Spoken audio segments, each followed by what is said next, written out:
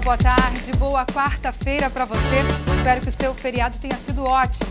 Vamos aos destaques do NT Sul deste 16 de novembro. Falamos hoje de cirurgia plástica, blefaroplastia. Já ouviu falar? O nome é difícil, mas o procedimento é simples. É o que garante o cirurgião plástico Leonardo Teixeira. A cirurgia serve para dar uma aparência mais jovial ao rosto, tira o excesso de pele das pálpebras. Falamos de moda sustentável. Dá para ser consciente na hora de consumir e de se vestir? Sim, é claro que dá. Se tu conseguir saber a procedência do material e, se melhor ainda, se a marca se posicionar dessa forma, ser transparente, porque é uma tendência que a gente tem visto de marcas se posicionando e sendo transparente com os seus consumidores, é uma forma muito mais consciente de tu consumir e ser responsável por aquilo que tu veste. Segundo uma pesquisa norte-americana, o vírus da Zika pode ser transmitido por agulhas infectadas ou até mesmo por feridas na pele. E numa reportagem especial você vai ver a tecnologia a serviço da inclusão de pessoas com deficiência.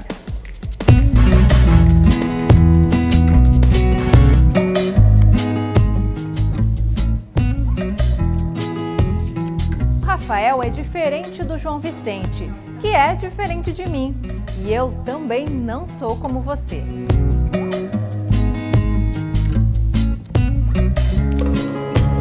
Cada pessoa tem gostos, habilidades e limitações distintas. Mas todos temos direito à comunicação, à mobilidade, ao acesso à informação e ao lazer. Todos buscamos a autonomia. A criação de soluções e o desenvolvimento de equipamentos estão auxiliando pessoas com deficiência ou com problemas funcionais a realizarem atividades e estarem incluídas na sociedade. Você vai ver essas e outras informações a partir de agora no NT Sul. Estamos ao vivo e transmitindo simultaneamente pelo facebook.com/TV Cachoeira. Curta a nossa página e deixe um boa tarde pra gente.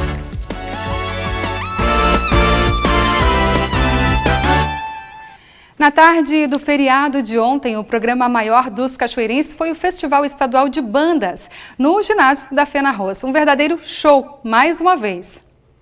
E mais uma vez o público prestigiou o Festival Estadual de Bandas Marciais, evento que neste domingo completou 10 edições. Sem cerimônia, as arquibancadas do ginásio Dom Pedro I foram ocupadas e a plateia não arredou o pé durante as cerca de 7 horas ininterruptas de apresentações. Foram 18 bandas vindas de 14 cidades gaúchas, cada uma com estilo próprio, proporcionando ao público, além da música, um espetáculo visual com dinamismo, coreografias e evoluções. Muitas delas capricharam no repertório, que transitava do clássico ao popular.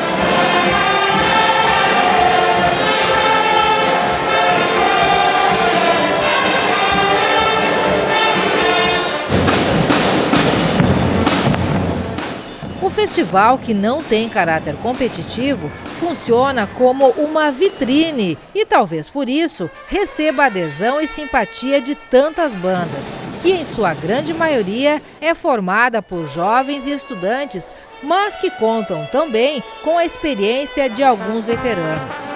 A atividade é coordenada pela Banda Marcial Gonçalvense de Cachoeira do Sul e já integra o calendário de eventos de final de ano de bandas e do grande público.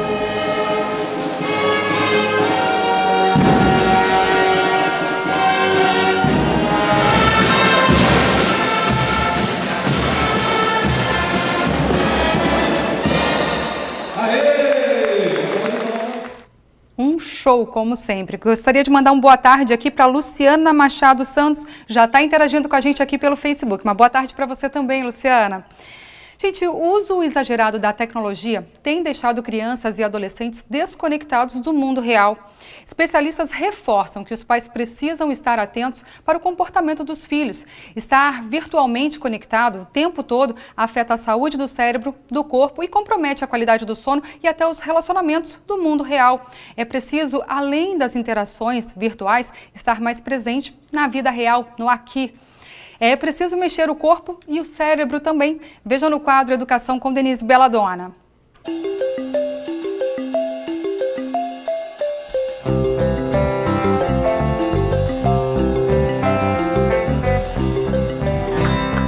Boa tarde.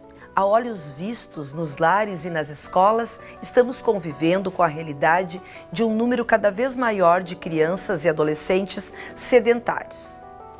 Pesquisas mostram que 80% dos jovens de 13 a 15 anos em todo o mundo praticam menos de 60 minutos de atividade física por dia, embora estudos também revelem que a inatividade física mata mais que o tabagismo. Já temos uma boa compreensão do que os exercícios físicos fazem com o nosso corpo do pescoço para baixo, mas é importante compreendermos o seu papel no processo da aprendizagem que acontece em sua essência no cérebro, influenciado diretamente pelo estilo de vida. Aí entram os fatores como alimentação, qualidade e quantidade de sono, estresse e exercícios físicos. Desses fatores, vamos pensar agora um pouco no estresse, que nas situações em que vivemos é inevitável. Então, precisamos nós sermos resilientes, passarmos por ele apesar dele. Uma boa forma de desenvolver esse perfil resiliente é por meio do exercício físico e do esporte. Perdemos para tomar atitudes a fim de ganharmos e erramos para aprender a acertar e experimentar a alegria da superação. Nosso corpo, equipado com 600 músculos, não foi feito para ficar parado. Ser ativo é fundamental para sobreviver, mesmo no mundo tecnológico em que simples toques satisfazem nossas necessidades. Técnicas de neuroimagem, eletroencefalografia e testes neuropsicológicos mostram que áreas como o córtex frontal e parietal sofrem adaptações após treinamentos físicos, aumentando a sua capacidade de processamento.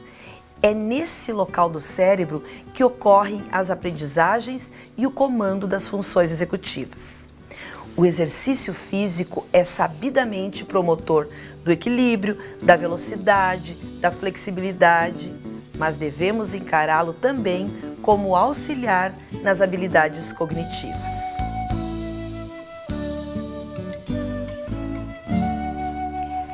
Darla Castelli, da Universidade do Texas, analisou 259 crianças e percebeu que o condicionamento aeróbico estava associado aos melhores resultados nas tarefas de leitura e de matemática. E a Laura Shaddock, da Universidade de Illinois, mostrou que crianças fisicamente mais treinadas possuem maior volume no hipocampo, que é a região do cérebro associada às novas memórias. Já é observado e comprovado através de imagens que depois de você exercitar-se, há uma comunicação maior entre as suas células cerebrais. São adicionadas também substâncias químicas que interferem no apetite, prazer, sono e até alívio de dor. Uma usina de energia, através do aumento das mitocôndrias, é acionada em você depois de uma atividade física. A escola não é o único lugar para incentivar o movimento. Esse deve fazer parte do cotidiano da família, incentivado inclusive por políticas administrativas das gestões municipais que favoreçam a integração das atividades físicas nas atividades habituais dos habitantes. Para favorecer as aprendizagens desse dia, será que você já fez o seu exercício físico? Até o nosso próximo encontro.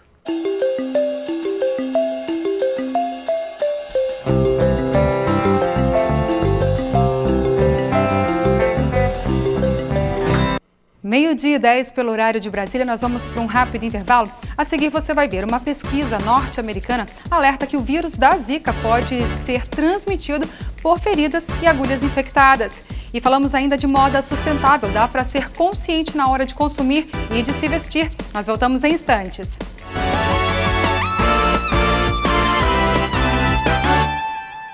Estamos de volta, lembrando que você pode assistir ao NT Sul pela internet. É só acessar facebook.com/TV Cachoeira. Estamos ao vivo bem no topo da página.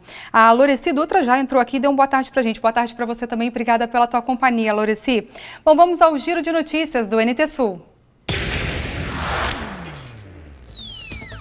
O deputado estadual Mário Jardel, do PSD, é aguardado hoje para prestar depoimento na subcomissão processante que analisa a cassação de seu mandato. A acusação contra ele, na Assembleia, é por quebra de decoro. No fim de novembro do ano passado, o Ministério Público Estadual deflagrou a Operação Gol Contra, que apurou suspeitas de que Jardel teria obrigado funcionários do seu gabinete a entregar parte dos salários, falsificado diárias e financiado o tráfico de drogas com dinheiro público. A presença de Jardel na subcomissão de hoje será uma surpresa para os deputados, já que o advogado do ex-jogador tenta anular os atos da comissão processante. A partir de hoje, as ligações com 8 dígitos para celular não serão mais completadas no Rio Grande do Sul, em Santa Catarina e no Paraná. Desde o dia 6 deste mês, a inclusão do algarismo 9 antes do número de celular passou a valer na região sul, que foi a última do país a ter o sistema implementado. A partir de hoje, as chamadas serão interrompidas e uma mensagem solicitando o 9º dígito será informada ao usuário. Uma pesquisa apresentada ontem na reunião anual da Associação Americana de Cientistas Farmacêuticos concluiu que, embora a forma mais comum de transmissão do vírus da Zika seja através da picada do Aedes aegypti, cientistas acreditam que ele pode ser transmitido se o indivíduo for furado com agulha infectada ou se tiver um corte aberto e entrar em contato com o vírus vivo. Os estudos apontam ainda que o vírus pode sobreviver por pelo menos 8 horas em superfícies duras não porosas, como agulhas. A boa notícia, segundo o principal pesquisador do estudo, é que os desinfetantes como álcool isopropílico e amônia quaternária geralmente são eficazes para matar o vírus nesse tipo de ambiente com sangue em cerca de 15 segundos.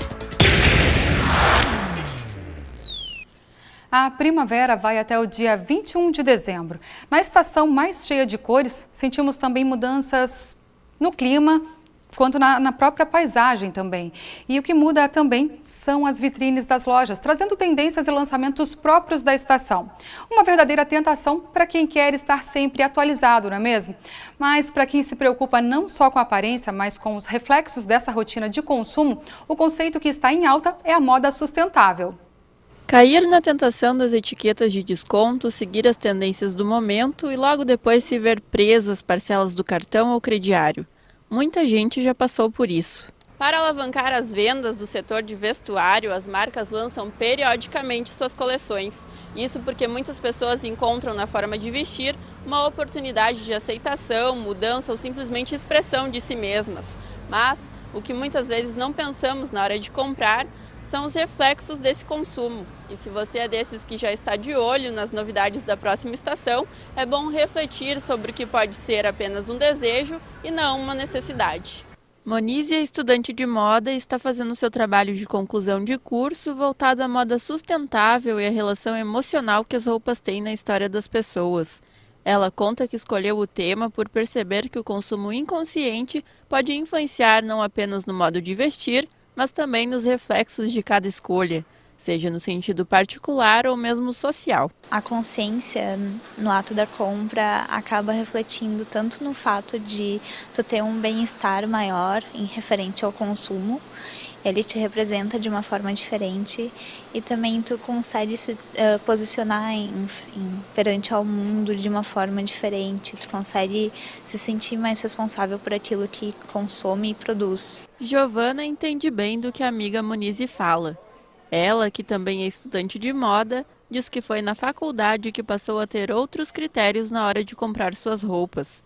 E numa época onde muitas pessoas dizem que roupa não define personalidade, Giovana destaca que o look pode sim ser responsável pela mensagem que cada um deseja transmitir.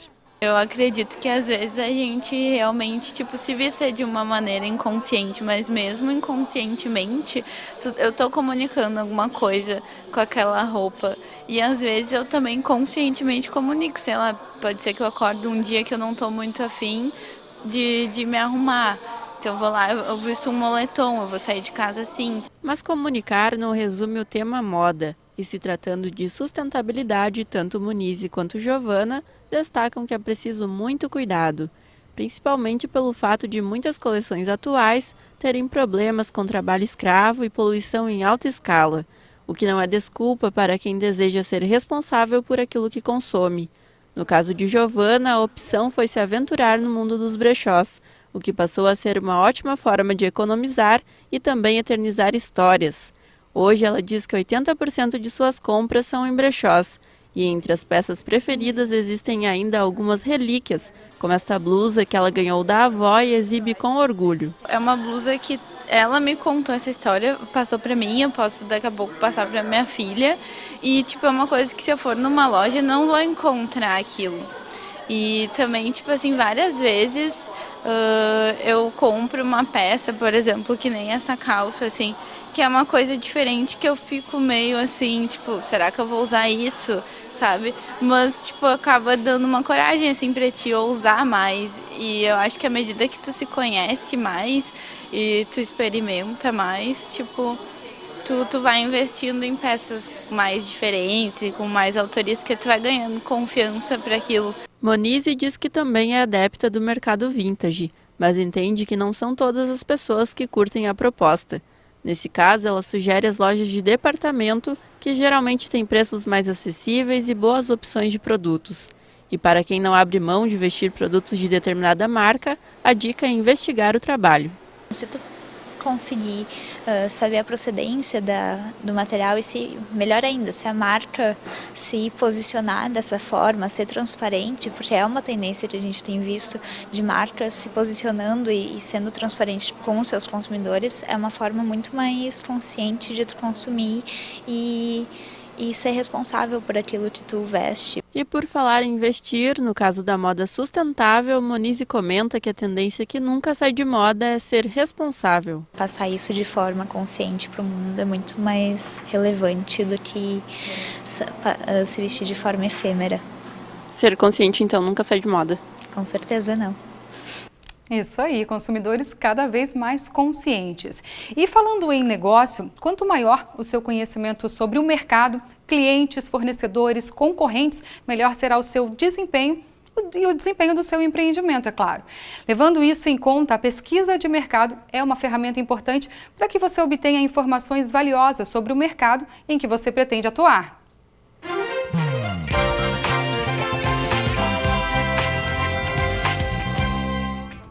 Boa tarde, pessoal. Boa tarde a todos vocês que estão nos assistindo. Vamos falar um pouco sobre pesquisa. Semana passada, nós conversamos e falamos sobre a questão do empreendedorismo, de ter essa situação, de ver uma oportunidade, de seguir. Qual é que é o próximo passo que eu devo de fazer? É fazer uma pesquisa de mercado. E o que é essa pesquisa de mercado? É algo de tão complicado, de tão importante, de extrema? Preciso contratar uma empresa grandíssima para fazer uma pesquisa? Não. Uma pesquisa pode ser feita e elaborada com poucos dados e até mesmo baseada em pesquisas dentro do próprio IBGE, que já puxa um monte de resultado. Então essa minha pesquisa do meu mercado, eu posso procurar em fontes que já existem essas respostas que talvez eu precise para o meu tipo de negócio. Então muitas vezes não carece de contratar, de buscar grandes empresas de pesquisa, não que não seja necessário, elas podem te dar uma precisão muito maior.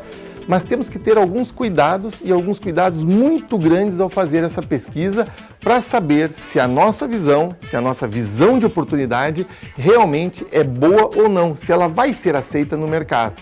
E o que eu tenho que fazer para fazer isso? Esse tipo de coisa que eu devo de pronunciar. Bom, gente, a pesquisa deve de começar da seguinte maneira. Primeiro, eu devo de começar a fazer pesquisa pensando no meu grupo de pessoas ou no público que eu quero atingir. Eu devo de pensar nisso aí. Só que nesse público que eu devo de atingir, para quem eu devo de perguntar, ela não deve ser feita, e um erro muito grande que se comete, é fazer essas perguntas para amigos, conhecidos, familiares e tudo mais. Qual é o risco de quê? Um amigo teu, se tu vem bem empolgado com uma ideia, não vai querer te botar para baixo. Ele vai dizer que é bom, certo? Teus parentes, talvez tu tenha parentes que vão te dizer que é bom também, mas como tem muito parente que diz o quê? Ah, mas eu já vi gente botar isso e não deu certo, se quebrou. Então também não são fontes, essas pessoas não são fontes corretíssimas de pesquisa. Por quê? Porque pode vir a resposta errada, pode vir a resposta que tu está querendo escutar e não a resposta que o mercado quer te dar para ela. E isso é um grande problema das pesquisas. Já tivemos vários exemplos em pesquisas, até no nosso município e em todo o Brasil, nessas últimas eleições que teve aí, todo mundo deve se recordar os problemas de pesquisa. Mas a pesquisa, ela pode ser feita e se resume muitas vezes para um negócio, talvez em 4, 5 perguntas. E na maior parte das vezes, ela se baseia em busca de informações já existentes em vários sites do governo federal. Ou seja, do próprio IBGE, de outras fundações de economia e estatística, de tudo que tem, de tudo que é tipo de instituição que fornece esses dados para pesquisa. Baseado nisso, nós conseguimos montar um bolo e desse bolo tirar a ideia se realmente essa ideia que eu tenho de mercado, de produto, de coisas que vão ser feitas, se isso realmente poderá vir a vingar no mercado. Eu vou ter uma ideia mais concreta e principalmente uma ideia mais realista. Este é o problema. Quando a gente começa a pensar num negócio e não faz pesquisa, a gente fica cego só com a questão da quantidade de dinheiro que pode gastar. Começa a pensar e começa a ver barulhinho de moeda no caixa, começa a cair moeda para tudo que é lado, dos meus sonhos e tudo que é lado. Mas eu tenho que parar e realmente elaborar e pensar nessa pesquisa e nesse levantamento de dados que compõem essa pesquisa para que eu tenha uma resposta fidedigna e capaz de realmente me dar um retorno para que eu prossiga com o meu projeto de ser um empreendedor para 2017. Muito obrigado e até a semana que vem.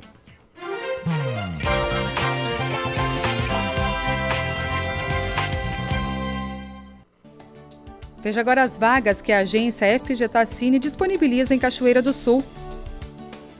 Operador de dobradeira CNC, uma vaga, precisa ter experiência comprovada. Uma vaga para técnico em enfermagem. Técnico em controle de qualidade, uma vaga, precisa ter carteira de motorista categoria B. Uma vaga para auxiliar de montagem hidráulica, é necessário ter experiência na parte hidráulica. Uma vaga para trabalhador rural, direcionada para tratorar e também para o plantio. Há necessidade de referências. Serviços gerais, uma vaga para limpeza e cozinha. 2 vagas para almoxarife, com ensino médio completo e conhecimentos em informática. Mais informações você pode obter pelos telefones 3722-3338 ou 3723-5414.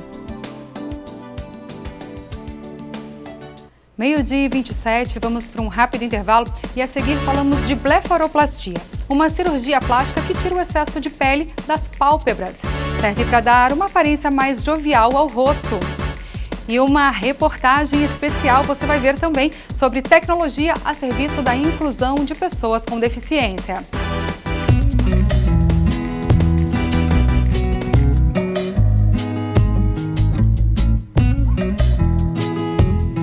Rafael é diferente do João Vicente, que é diferente de mim. E eu também não sou como você.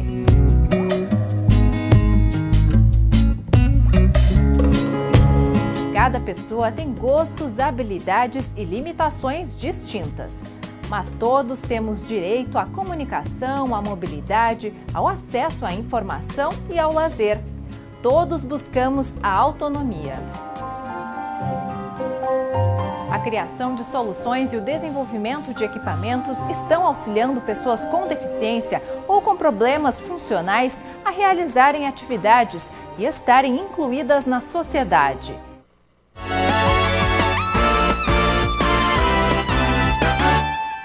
Estamos de volta agora 12h32 pelo horário de Brasília e falamos de tecnologia assistiva. O termo ainda é novo, mas a tecnologia assistiva é todo o arsenal de recursos e serviços desenvolvidos para proporcionar ou ampliar habilidades funcionais de pessoas com deficiência. Serve para promover a inclusão de pessoas com os mais diferentes tipos de deficiência. Você vai ver a partir de agora a primeira reportagem especial dessa série. Com um olhar atento e a mão esquerda sobre o mouse adaptado, Rafael dá voz aos seus pensamentos. Conta para a nossa equipe qual é a sua grande paixão. Sou da torcida popular do Inter. Assiste todos os jogos do Inter?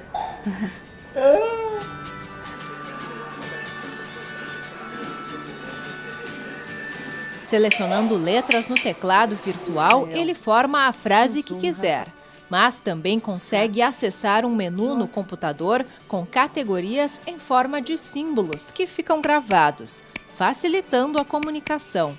O Internacional, por exemplo, tem um espaço reservado na página inicial e a escalação do time está a 2 cliques de distância. Bastante coisa do Inter aí. Alan Costa, zagueiro. Valdívia, meia. O Rafael tem 18 anos e mora desde os 6 na Casa Menino Jesus de Braga, em Porto Alegre. Com paralisia cerebral, suas dificuldades são principalmente motoras. Bem-humorado, desde pequeno teve facilidade de fazer amigos. O entrave era a locomoção. A solução veio em cima de um motor. Ele ganhou essa cadeira do SUS, né, através da ACD. Ele tem autonomia, né, de ir onde ele quer ir sozinho. E lá por 2010, mais ou menos, ele começou a usar o software no computador. Se avaliou ele para ver qual o tipo de mouse mais adequado para que ele tivesse autonomia no computador, né? Ele se deu muito bem com o trackball, que é o que ele usa hoje, né? E a partir dali o Rafael ganhou o mundo. Um mundo conquistado através do que se chama tecnologia assistiva. Tecnologia assistiva é o recurso, é a estratégia, é a aplicação do conhecimento para a resolução de dificuldades funcionais de pessoas com deficiência. Está sempre vinculada ao desempenho de uma função. Então, a busca é da autonomia, né, do percurso e projetos da própria vida, necessidades de desempenhar tarefas e funções. E a gente junta essa necessidade com o apoio do recurso e com o apoio da habilidade que esse sujeito com deficiência tem.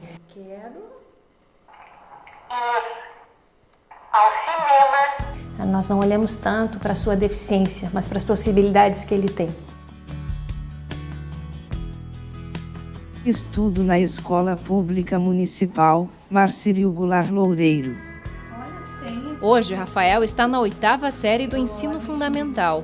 Com o auxílio da professora que o atende na sala de recursos, ele consegue inserir o conteúdo das aulas no computador.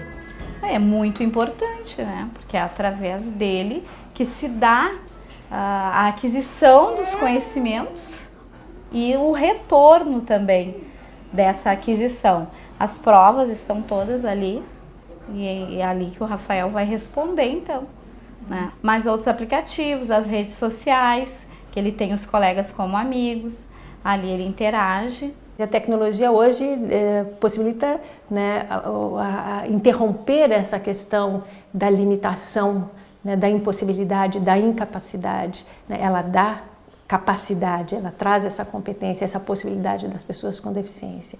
E não só para pessoas com deficiências leves. Não é que o cego vai deixar de ser cego porque usa o braille ou porque usa o leitor, mas ele tem a possibilidade de acessar informação escrita. Então ele não tira a deficiência enquanto condição física, mas ele acaba com a impossibilidade, com a limitação. Sem esses recursos, que a gente nem imagina o Rafael vivendo, se sociabilizando, indo para a escola, se comunicando. Progresso, é um avanço muito grande de sair de uma cama e poder viver em sociedade. Qual é o teu sonho, então? Quero trabalhar, circo. O que tu quer fazer no circo? Já pensou nisso? DJ, DJ?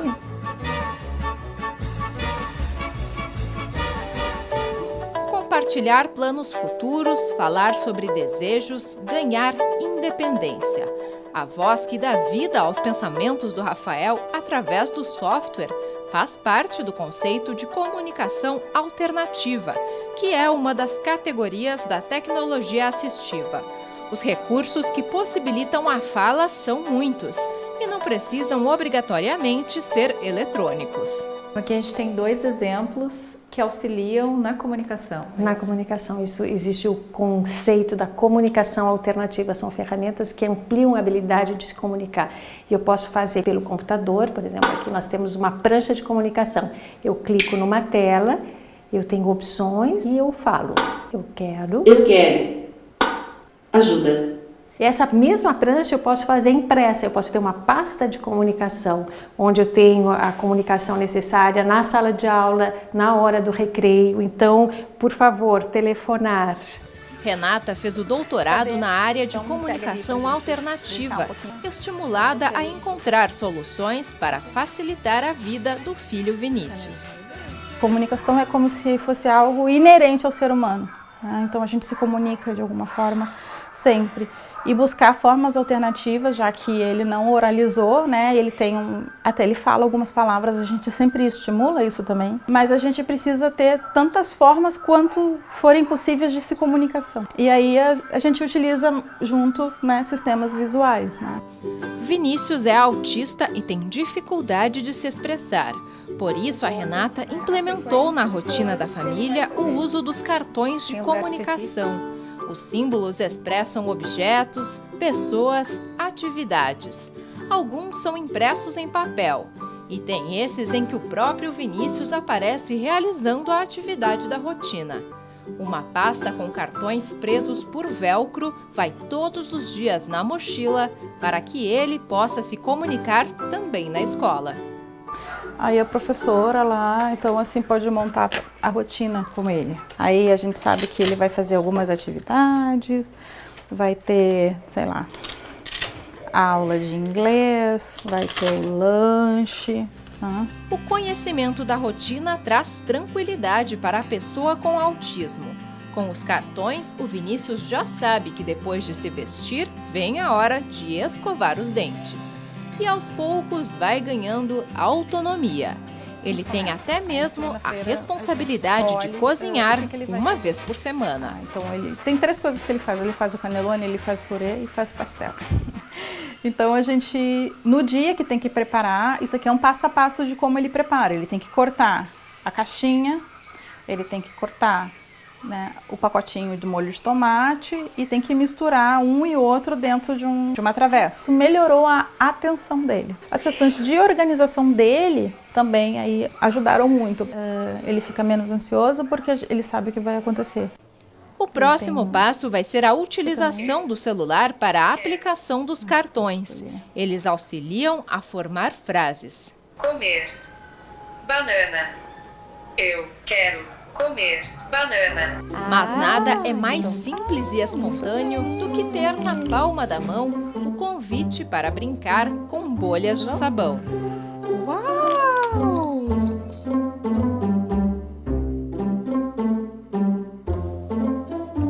Crianças como o Vinícius encontraram uma nova realidade com a chegada da tecnologia assistiva nas escolas.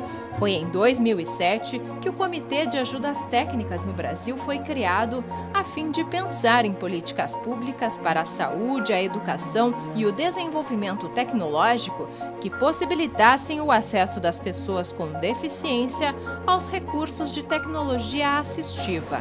De lá para cá, o país conquistou avanços. Principalmente no âmbito da escola pública no Brasil, nesses últimos anos foram implementadas 40 mil salas de recursos multifuncionais, recursos que favorecem a inclusão, recursos de tecnologia assistiva. Mas não basta o recurso, eu preciso do recurso e do serviço. Então, existe o atendimento educacional especializado.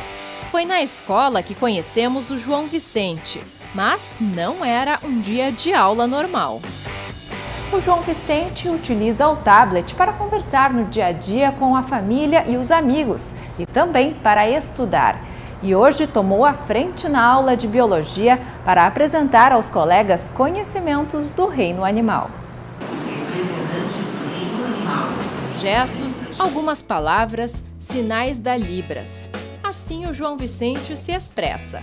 Quando pequeno, utilizava os cartões de comunicação, mas o uso do tablet impulsionou a apropriação do conhecimento e a participação em sala de aula. Uso a tecnologia para estudar, fotografando quadro negro, pesquisando no Google e também para ajudar em minha comunicação. E a gente percebe que com essa ferramenta ele pode ter uma participação mais ativa.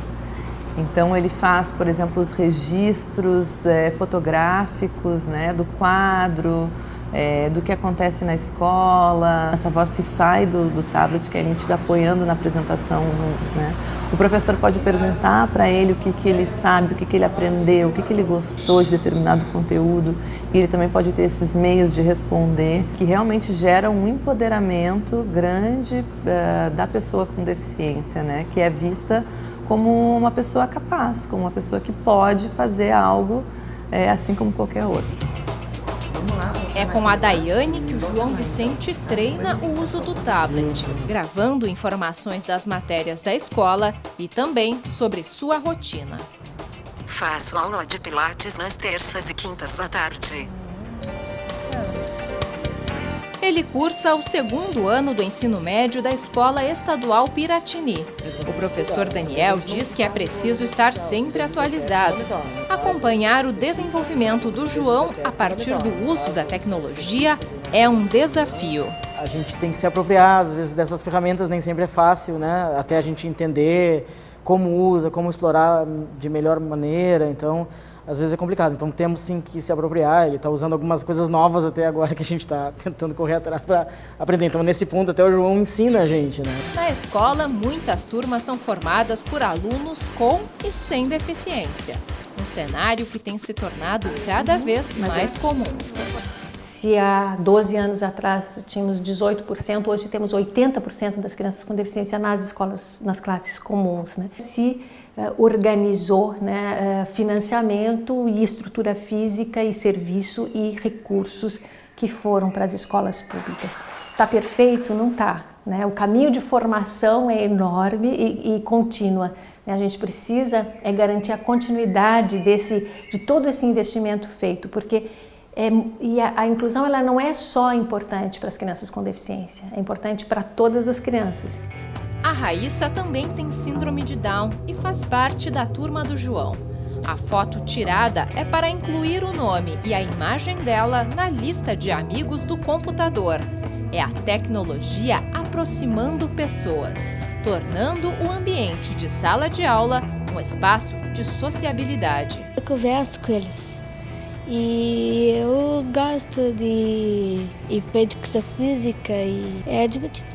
Para os professores, quando eles pedem para ele fazer algum trabalho, alguma coisa assim, eles já pedem para ele fazer no tablet, porque isso é uma coisa assim que facilita a comunicação entre eles. Antes do João entrar na escola, a turma era muito mais bagunçada. Depois que ele entrou, todo mundo começou a se unir mais, ter menos coisa de tu é assim, e preconceito, coisa. Depois que ele entrou, parou. A gente vê então que a convivência de todas as crianças é o caminho, é a chave para mudar, né? Para a gente pensar então em destruir esses preconceitos e criar possibilidades juntos, né? Pessoas com e sem deficiência convivendo numa sociedade que não discrimina.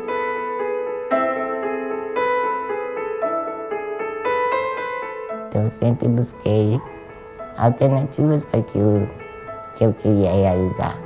Muitas tecnologias, elas são gratuitas e muitas vezes as pessoas não fazem uso porque não têm a informação, não sabem que existe. Quilômetros percorridos diariamente para chegar até o trabalho.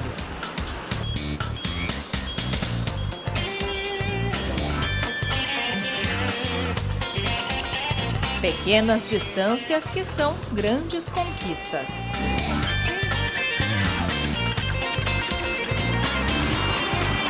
Mobilidade é sinônimo de independência e é importante para a inclusão social.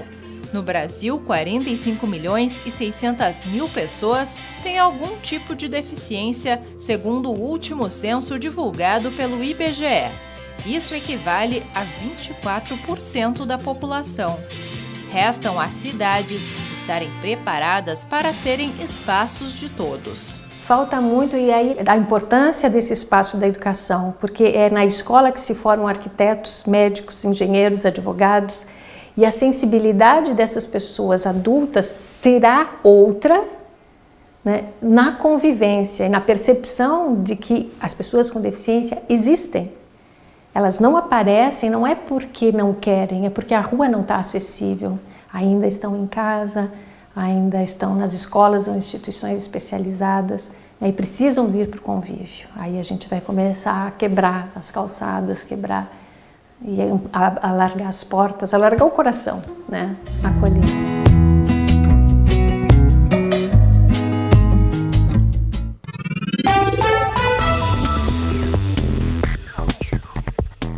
Quarta-feira de muitas nuvens em Cachoeira do Sul. A tarde permanece nublada com chuva a qualquer hora do dia. As temperaturas ficam entre 20 e 28 graus.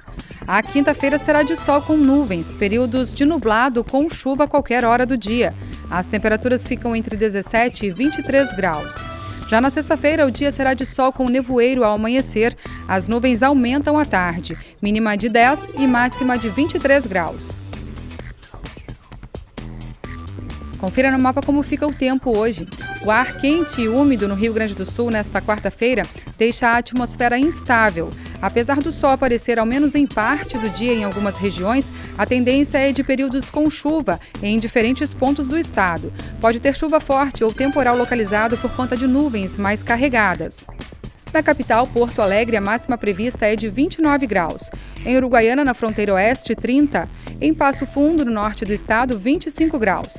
Em Santa Maria, na região central, 26. Para o litoral norte, Tramandaí e Torres, 27 graus. Em Pelotas e Rio Grande, no sul do estado, 25 graus.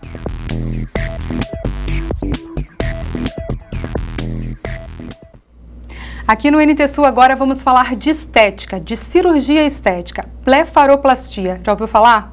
Doutor Leonardo Teixeira está aqui conosco para nos responder. Boa tarde, doutor. Boa tarde, Darcy. Doutor, o que é e qual a indicação da blefaroplastia? Esse nome é complicado, mas não é tão complicada a cirurgia, né? A blefaroplastia, então, é a cirurgia das pálpebras, né? Ela pode ser feita da parte superior, só na pálpebra superior ou na pálpebra inferior, certo? E ela vem contribuir como mais uma arma do cirurgião plástico para tentar melhorar o aspecto. Tá, e assim, qual que é a idade ideal para a indicação? Acima dos 30 anos a gente já tem começado a fazer cada vez mais cedo, né? Hoje em dia o fumo, álcool, várias coisas acabam contribuindo para um envelhecimento mais precoce da pele. Até a má alimentação também, exatamente, né, doutor? Então, assim, a pele da região palpebral, assim como a pele de outra parte do corpo, ela sofre com o tempo, vai ficando flácida e há depósitos de gordura que vão ficando com o tempo ao redor dos olhos. Então essa cirurgia vem o quê? Tirar esse aspecto de cansado que a pessoa tem, às vezes a pessoa mesmo com uma noite bem dormida, se olha no espelho e se acha com um aspecto de cansado.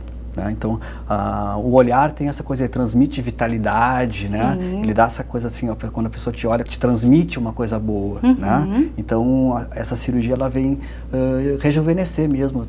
Muitas pessoas com envelhecimento da região palpebral acabam demonstrando que tem uma idade maior, né, do que realmente tem. Tá, e aí no caso, superior e inferior. Na parte superior é excesso de pele. Não, tanto na parte superior como a inferior tu retira tanto a pele como as bolsas de gordura. Ah, sim. Na parte superior tu tem normalmente mais pele do que gordura. E na parte inferior é o contrário, temos mais gordura do que pele para tirar. Né? E sempre é bom ressaltar assim, que muita gente procura a gente no consultório querendo tirar as olheiras. Não tira olheiras? Não, a cirurgia a blefaroplastia, ela tira o excesso de gordura e a flacidez da pele. Então, a cor da pele escurecida, que é a cor da olheira, o ideal é que se faça um tratamento dermatológico, não com cirurgião plástico. É uma outra indicação. É uma outra indicação e um outro tipo de tratamento. Tu já vem aqui uma outra hora para falar pra gente sobre isso também, sobre tirar as olheiras, né? Mas assim, o tipo de anestesia, como que é feita isso? Há uma intervenção muito grande, cirúrgica? O tipo de anestesia que é feito chama-se de anestesia local com sedação, né? Então o anestesista vai pegar uma veia do paciente, colocar um remedinho para ele dormir, e o próprio cirurgião faz a anestesia, mas a anestesia é considerada local, né? E com um curto período de internação, a pessoa faz a cirurgia pela manhã, próximo ao meio-dia já pode ir para casa. Tá, a duração da cirurgia em si? Em torno de 2 horas. 2 horas? Isso, um pouquinho mais se for operar as duas pálpebras, 2 horas e meia, aí, caso queira operar tanto a superior quanto a inferior. A maioria dos pacientes procura a gente mais por causa da superior, né? A gente vê aquele excesso de pele, né? Maior normalmente é na superior. Pode fazer apenas a superior. Agora, quando tu faz a pálpebra inferior, o ideal é que se faça a superior também, para ter uma harmonia facial, né? Para que a órbita fique mais bonita, digamos assim. Então a de cima pode ser feita sozinha, mas se for fazer a de baixo... O ideal é que faça a de cima também. A de cima também. Tá, e existe dor no pós-operatório? Não, é uma cirurgia muito tranquila.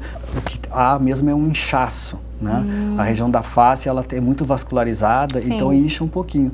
Mas a gente usa compressas úmidas com soro frio, né?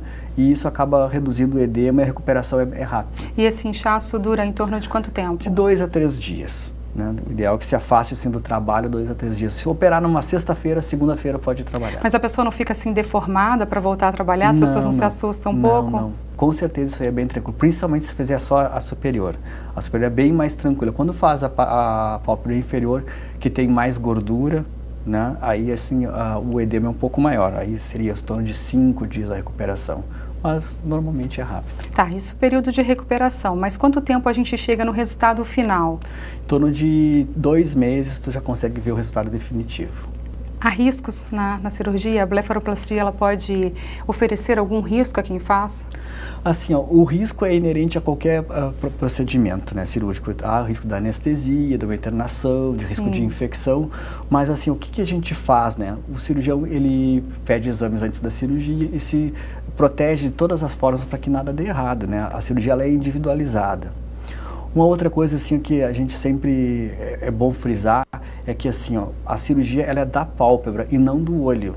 Ah, sim. Tá? Então assim, quem trata da acuidade visual, se a pessoa enxerga bem ou mal, é o oftalmologista. Né? Então o ideal é sempre que a gente tenha assim, uma conversa bem clara com o paciente para ver quais são as suas queixas, para ver se com essa cirurgia a gente vai resolver o problema do paciente. Tá, e não afeta, então, em hipótese alguma, a visão da pessoa? Não é para afetar a visão, em hipótese alguma. Tá, em casos mal sucedidos que a gente ouve falar, por exemplo, quando a pessoa não pode sequer fechar o olho depois de uma blefaroplastia, por que acontece isso, doutor? É o mal profissional? Eu sempre digo, antes de fazer em qualquer cirurgia plástica, é bom você verificar qual profissional que você está fazendo. Claro. Né? A gente vê, acho que em outubro mesmo, agora, a gente houve um caso que vazou na mídia, digamos assim, né? Uma paciente que tinha que vedar o olho com uma fita, né? Um micropore para conseguir dormir. Né? Então assim, é normal que nos primeiros dias após a cirurgia, devido ao inchaço, a pessoa durma com o olho um pouco aberto. Então a gente indica um colírio, uma pomada para usar antes de dormir, tá? Mas isso são só nos primeiros dias. Tá, não é uma coisa definitiva. Se for definitiva, é uma cirurgia mal sucedida. Exatamente. Então, assim, essa cirurgia vem para tirar o excesso de pele que se formou com o tempo e não toda a pele. Antes da gente consultar um bom profissional, no seu caso, cirurgião plástico, a quem a gente pode recorrer para saber se esse profissional é realmente um cirurgião plástico? No caso da cirurgia plástica é muito simples, pode entrar no site da Sociedade Brasileira de Cirurgia Plástica, já tem até um ícone ali, procure o seu médico. Você clica ali e vai dar o estado desse médico, se ele é credenciado ou se não. E para as outras especialidades, é só você entrar no Conselho Regional de Medicina, né? Também tem um site e você vai ver se esse profissional realmente é especialista, né? Que hoje em dia o que mais a gente tem visto é invasão de especialidade, né? Então profissionais que não fazem cirurgia plástica querendo fazer esse tipo de cirurgia. E aí, quem corre o risco e quem paga o preço, às vezes até com a vida, é o próprio paciente. Exatamente. Doutor, contraindicação da blefaroplastia, no caso de diabetes, por exemplo, não é indicado? Não, o diabetes, tanto a pressão alta, não é uma contraindicação, só precisa estar estabilizado. Ah, sim. A única contraindicação, assim, seria assim, quando a paciente está com algum processo alérgico ao redor essa época do ano tem um pessoal muito com rinite. Né? E dá aquele edema palpebral, né? A pessoa fica com edemaciado. Então, nesse período não é bom fazer a cirurgia. A pessoa não pode estar com um processo alérgico e nem com uma conjuntivite, né? Claro. Isso contraindicaria o procedimento. Qualquer tipo de infecção. Mas, assim, essas patologias mais comuns, estando controladas, não é uma contraindicação para a cirurgia. E tem uma época mais adequada para fazer a intervenção cirúrgica? A época mais adequada é a que o paciente vai se adequar à sua vida, né? Aquele período pós-operatório que ele vai conseguir se cuidar. Claro que no inverno, né, devido ao calor, né, a não ter tanto calor, o pós-operatório, a pálpebra de ginseng é mais rápido. Ah, sim. Mas não quer dizer que no verão não possa fazer. Entendi. Bom, e as cicatrizes? Depois passou ali, o senhor disse que quantos meses a gente fica? Em torno de 2 meses. Isso. E a partir disso aí, essas cicatrizes, elas ficam bem escondidinhas ou Olha, dá para ver ainda? A cirurgia das pálpebras é uma das poucas cirurgias que eu digo que a cicatriz fica praticamente inaparente. É muito difícil, principalmente com o olho aberto, né? Então, com o olho fechado, vai uma discreta cicatriz na pálpebra superior. Na inferior é imperceptível. Conversamos aqui então com o Dr. Leonardo Teixeira, cirurgião plástico em Cachoeira do Sul. Doutor, obrigada pela tua participação aqui no NT Sul. Obrigado, Darcy. Estou à disposição de vocês quando quiserem conversar um pouquinho mais sobre cirurgia plástica. Estamos aí. Tá certo, nós também estamos à tua disposição. Nós ficamos por aqui. Uma ótima tarde para você. Obrigada pela tua companhia. Tchau!